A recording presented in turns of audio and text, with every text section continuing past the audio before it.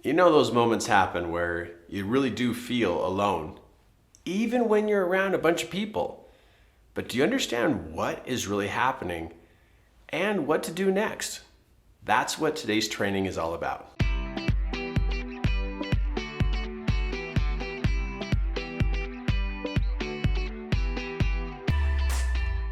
Have you ever had those moments where you really feel like you're alone?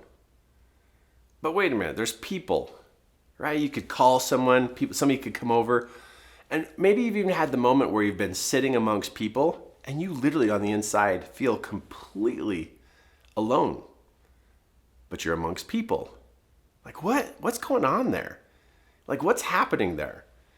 Now, for me, what happened to me was I started to have those thoughts and feelings of being alone as I'm sitting at dinner with my family.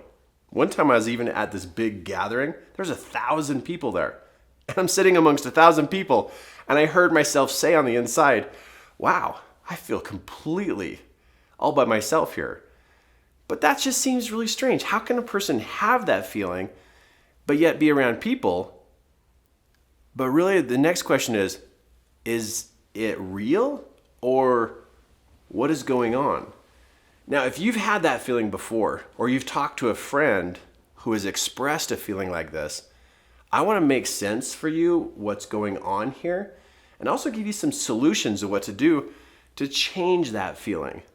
Because a person who feels alone, that can create a lot of sadness for that person.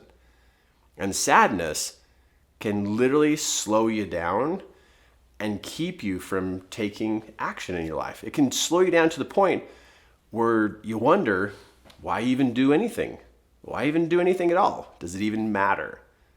So if you've talked to somebody, or this may be you that this is happening to, this is perfect for you. It's a good time for us to talk and for me to have a chance to explain to you what I figured out that is going on. Over the years, I have been mentoring.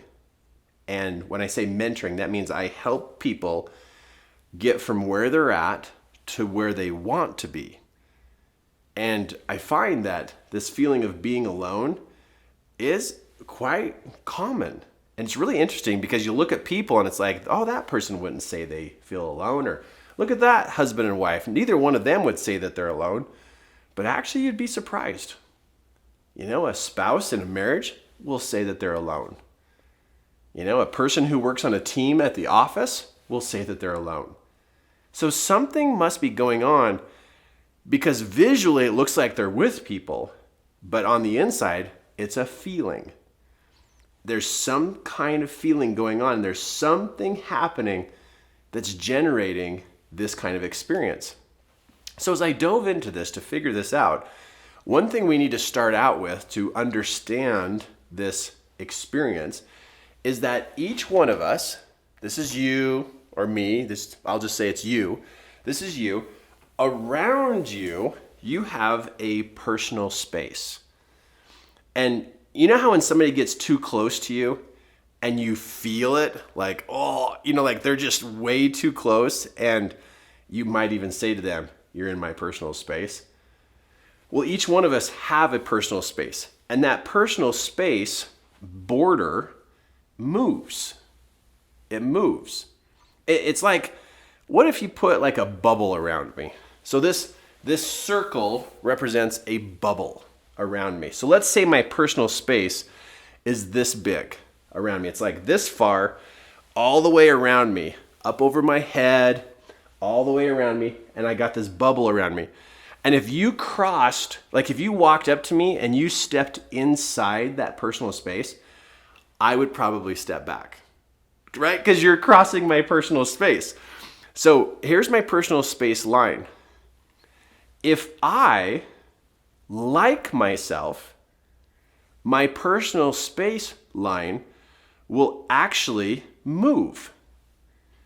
If I don't like myself, then my personal space line will also move. So wait a minute. If I think in a positive way, my space will move, and I think in a negative way, my space will move. Yeah, either way, it'll cause my personal space to open up, or it'll cause it to shrink down. So my thoughts, being positive or negative about myself or about other people, my personal space will change and adjust based upon how I think. And then that personal space border affects how I feel. So let's say I really like myself and I'm feeling pretty confident and I'm doing good, and I get up when my alarm clock goes off, and I did my exercises, and I ate really healthy yesterday, and I'm feeling pretty good, and I got my to-do list and I got everything done yesterday. Well, because I'm feeling so good, my personal space actually opens up further. Like, it opens up so that actually it's okay for people to come in. I'm not like keeping people out, but I actually want to open up and allow people to be around me. Now, if I don't like myself and I'm unhappy with what's going on, and I didn't do what I said I would do, that personal space actually can close down on me and get closer or squish down on me. And when that personal space comes in because I'm thinking down about myself, it closes in really, really close to me. And it generates a feeling of being by myself. Because there's no room for any other person to be around me or be with me. Because that personal space just closed down. And so then it creates this feeling of there's not any room for somebody to be close to me. So there's no room for people. Then our mind interprets that as I'm alone, because there's no room for people. So our thoughts move this space to open up, to have people connect to us and us to be around people.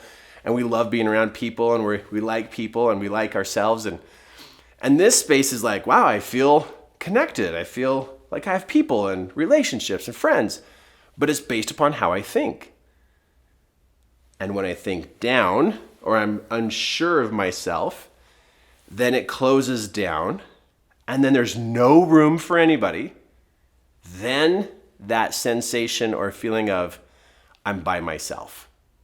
There's nobody else in here. Then that's why you think and feel that you're alone.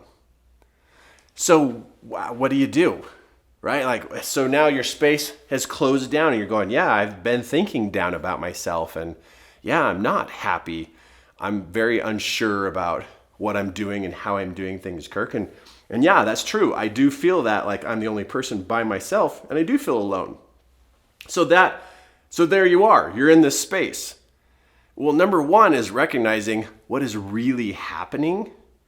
And that's why when you're around a bunch of people, you can't even feel like you're around people because your personal space is so tight against you. There's no room for somebody to talk to you. Even if somebody was talking to you, you still feel alone because there's no room. There's no room right here. Okay, so what do you do? Well, if you hear the instructions I'm giving you, based upon the way you think, it moves this, the way you think. So the reason why it closed down on you is because you're thinking down about yourself. And things haven't gone the way you've wanted them to go. And things didn't turn out the way you thought they were going to turn out. And so your space is closed down. If you're ready to make a change, this is what you do. You get a pad of paper and you begin writing a gratitude list. What are some things that you're thankful for? And it can be anything. You could write a thank you list that goes, I'm thankful for Cheerios. I'm thankful for toast. I'm thankful for the wind. I'm thankful for the sunshine. I'm thankful for toilet paper. I'm thankful for bathrooms. I'm thankful for socks. I'm thankful for, and it can be anything at all. But every grateful thought opens up this space. Because when we think grateful thoughts, things that we're thankful for, we begin to appreciate or we begin to care about things. And so it slowly starts to open up this personal space. And sometimes we only want that personal space to go about this far because it just feels a little new, right? A little uncomfortable feeling open. Now, let's say somebody hurt you. They said something mean to you. They cut you down. They've been critical with you, but some kind of hurt has happened to you. Well, there's some time that needs to happen for that recovery to go through. So there's no rushing this. You can take this as very small steps. But the number one way that I've been able to move my personal space back to opening up so I don't feel so alone, because alone is a little dangerous. If you start to have feelings of being alone, you could get to the point that you wonder why you're alive. And then you might start thinking of ways to end your life. And you don't want to go there. And if you are there, boy, get on the phone with a friend or a family member as soon as possible. And just tell them how you're feeling. Tell them what's going on. But if you're alone, if you feel alone for too long, you start to wonder why you even matter, why you should even exist anymore. And so it's dangerous. So if you're thinking, oh, I'm totally fine. No, after a while it gets dangerous. So whenever I feel alone, there's a moment of like feeling and recovery from somebody being mean or hurtful to me. But then I know I've got to open this up a little bit. I got to get away from the danger zone of this. And a gratitude list, just of anything at all. I'm thankful for grass. I'm thankful for the mountains, for rivers, for streams, for water, anything. But you start making this list, and what you want to do is to find like maybe 10 things a day. Just 10 new things a day of things that you're grateful for. And each day, your space will start to open up a little bit more. It'll start to move out, but just little bits by little bit. And what you'll feel, your feeling will start to change. Your confidence with every small step up, you start to feel more confident. And you'll notice that the next time you're around people, you actually don't feel alone. You can feel a little bit of that connection from people. And it's a good feeling. It can feel different. If you've been in the alone stage for a long time and you start to open up, oh my goodness, it can feel pretty wild and crazy, but it's just small amounts. But get yourself away from that danger zone of being alone and having that feeling of alone for too long. But gratitude list will begin to build that. And then, this is my favorite list. It's so crazy, but it's so good. It's so good. Is I like myself because. And I know it's going to seem weird, but it's so good. To be able to start creating, you have your gratitude, right, of 10 things you're grateful for. But then there's these 5, just 5 each day. 5 things that you like about yourself. And it doesn't have to be about your personality or characteristics. It can be, I like my toes. I like my fingers. But you just find these little tiny parts about who you are. And you're making this small, simple little list. And like 1 or 2 days of creating a list like that just changes that feeling. You know, that really deep down, kind of dark feeling? It starts to add light to it. And really, within 1 to 2 days, you can start to feel different. You can make that change. Okay, so here's step 3. So you got gratitude list. See if you can find 10 a day. Second one, 5 things you like about yourself. Number 3, go outside into nature. Go for a walk. Go for a walk. And where there's trees, or maybe where there's some water, or if you can walk through some grass, that always helps. But if you're in a big city and there's no trees or grass or water like that, make sure you're safe, but go for a walk. When moving your body, just moving, changes your energy of who you are. And it helps start to build some energy, some life force.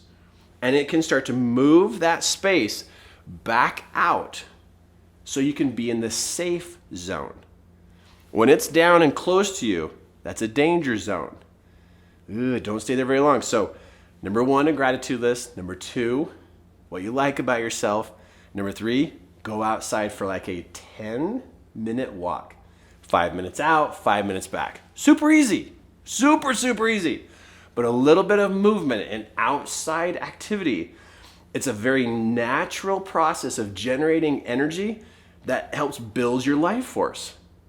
And that will start to move your personal space out. Now, you're the one who gets to decide how far that goes.